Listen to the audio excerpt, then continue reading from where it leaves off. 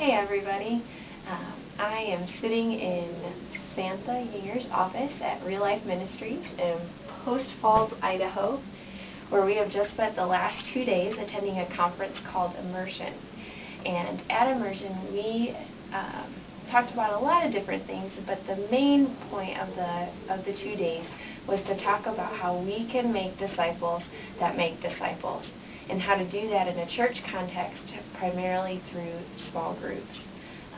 We learned just a ton that we will be able to use in church planting in Spain, and it was just a great time to evaluate ministry, to think about how we make disciples and how we could do that more effectively. It was really exciting, and we're ready to get started.